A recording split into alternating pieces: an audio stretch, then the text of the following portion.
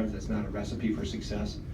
But they kept finding a way, and they kept battling, and every media timeout, we kept trying to inch forward and push forward. At one point, I think we were turning it over at about a 50% clip in the second half, 6 turnovers in the first 12 possessions, which is not, like I said before, what you want to do. But to be able to continue to gut it out and persevere and get stops at key times and get to the free throw line 37 times again, and obviously the play of Nigel and Ethan.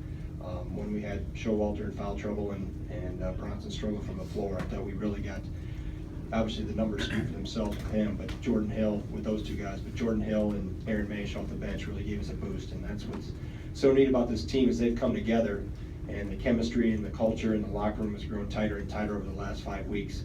I don't know if we'd be in a position to be able to pull something like this out, 6-8 weeks ago, but the cohesiveness and the togetherness and how these guys are growing together is something that makes me extremely proud and proud to be their coach. So with that, I will take some questions. We have microphones in the back. If you have a question, flag one down. Jeff? Greg, I assume at some point you just decided get the ball to Nigel, and then I don't know how many guys they ran at him, that eventually he would get to the free throw line. Yeah, we at that point when we were in that 3 to 5 point game, we were up 5 or down 2, whenever that stretch, it was either Nigel or Ethan, and we have a couple different things we went to. A couple of the timeouts were just get Nigel the ball and get out of the way. That was the play call. But we did do a couple things, and I thought our guys did a good job of finding him at certain times, and like I said, to be able to touch him as much as we did and get to the free throw line that many times, obviously that's the experience of him, and he's gotten better. I mean, he's starting to embrace contact, and Ethan is as well, and starting to understand how to finish at the rim. Those that have followed us 2, 3, 4 weeks ago, we have left a lot of points in the paint. There's still some tonight that I'll find on film that we could have done a better job, and we'll do a much better job of as we continue to move forward of taking care of the ball and being more secure in that area. But to be able to do that and to play through 2 guys that had a pretty hot hand was good, and for the other guys to recognize it. Jim? Greg, 2 weeks ago, this team had this label as a team that couldn't win close games, had trouble down the stretch. And now 3 wins later, I think that's changed. What do you think the biggest reason has been over these last 2 weeks for that? Just your ability to finish better down the stretch. I think 2 things. One, we played better in the 69 or 70 some possessions before the final possession. We've gotten better in that regard in some instances, not everywhere, but we've improved in that area. And the other thing, I think the more important thing, as I mentioned in my opening statement, the chemistry. This group is growing together. And we've had so many new guys that have had to step into roles this year, whether they're new freshmen on campus or returning players that have changed roles. That takes a while for that cohesiveness to come together, and I think now they believe in what we're doing. I've always used the analogy 2 feet in the boat. Make sure you have 2 feet in the boat and grab your oar, and they definitely, I had 17 guys tonight with 2 feet in the boat and 2 hands on their oar, and they were definitely everybody on the bench and in the timeouts did a terrific job of changing some things that we went through and adjusting, and like I said, I'm just proud of those guys because of how they've rallied and continue to grow and develop together. Jeff? Greg, you talked about growth. That Ethan has talked about getting frustrated at times and letting it affect his play. It appeared he was frustrated with some calls tonight, but it appeared his response was, give me the ball, I want to go at Bryant. Do you see that as a part of a growth for him tonight? Yeah, because he didn't start exceptionally well. I think if I remember right, he missed the first couple.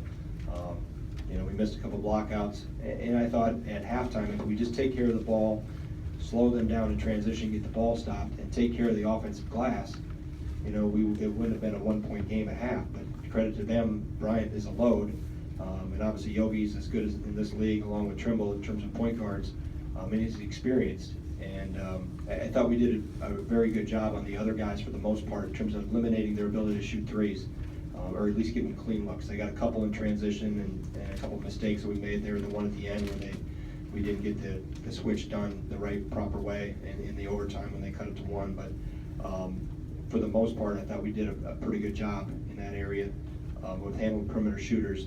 But Ethan definitely, I think he's maturing. And as I've said before, the best experience, I can show him on tape, I can do drills with the team and him specifically with post drills, but his experience that he's gathering every day and every game, you know, there's gonna be some ups and downs any freshman goes through, but happy that he continued to persevere. Obviously, we're not near as happy a locker room right now if he's not delivering like that.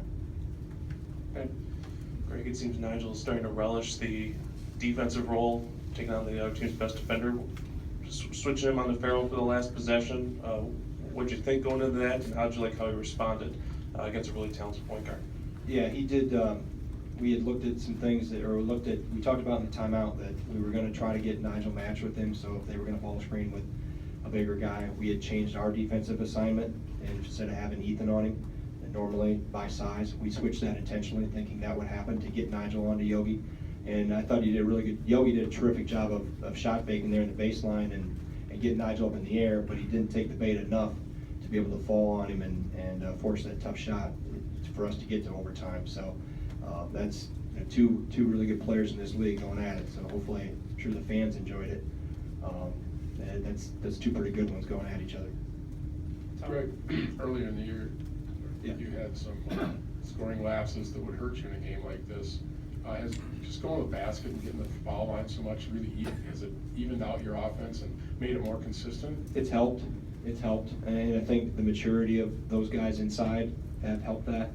And you know, we've done some things drill-wise in practice to try to emphasize playing through contact better, driving it in straight lines, and enjoying that, embracing the contact.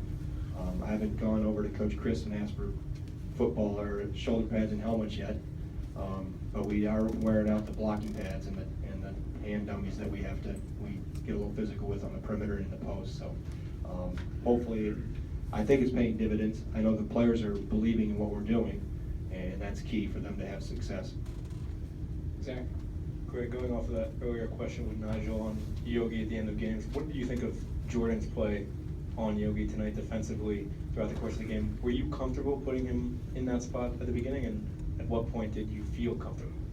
Well, there were some mistakes that he made, but you know, and some things he'll learn from.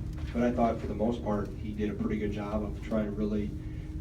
The biggest thing with Jordan is sometimes he gets over anxious and he overreacts to a move instead of just staying solid and keeping people in front and forcing jump shots over the top. And he's getting better with that. I think as he gets more experience and just calms down a little bit more.